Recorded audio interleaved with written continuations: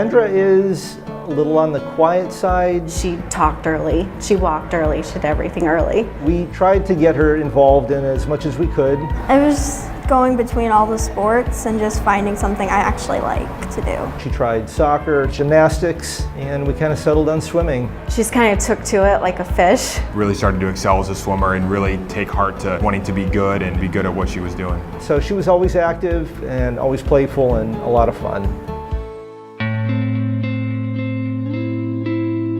Kendra on Friday morning started getting sick. We thought she had the flu, she was throwing it up. Monday came, took her to her pediatrician's office. The pediatrician's like, I think she's dehydrated. So took her to the ER. And at that point, the doctor saw something that he didn't like and things went downhill really quick. It's not dehydration, it's cardiac failure. So well, we need to life flight her up to Cleveland Clinic. We don't have the facilities, but you guys can't come with us. We have to take the full team. They had said there's a 50-50 chance.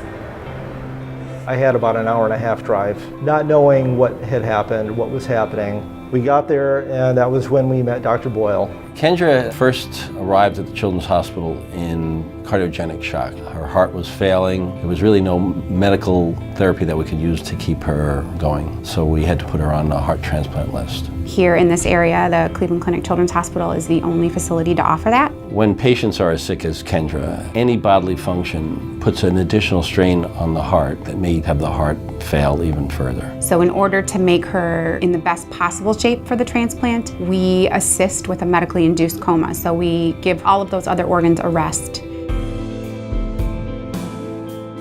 The surgery itself is relatively simple. It's hard to imagine that we can call heart transplantation relatively simple. But for families in that situation, it is life-changing. The surgery lasted the entire night. The longest, toughest night I think I've ever been through in my life.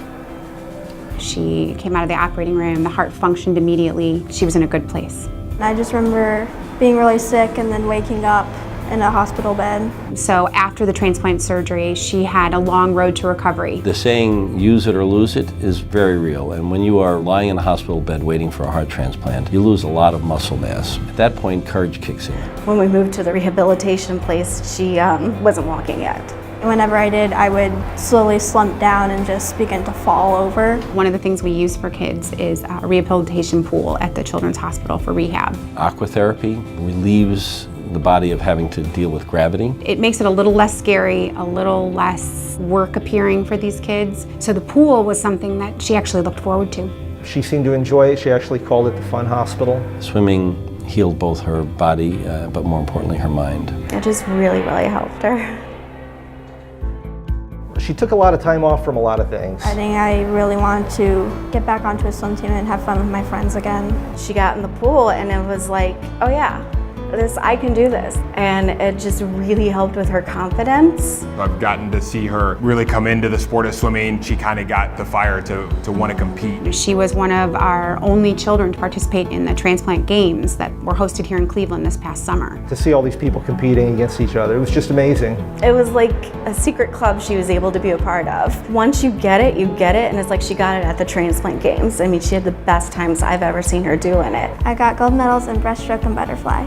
Just looking back on what she had gone through, we were ecstatic and so proud of her comeback. Courage is a kid like Kendra, a child who wakes up with an incision down the front of their chest and says, okay, I'll do this. And is demonstrated daily in their lives when they move on and just be kids. She has overcome a lot, and I could not be more proud of her. She's a kid that continued to live with what she has day by day. But through it all, she has courage.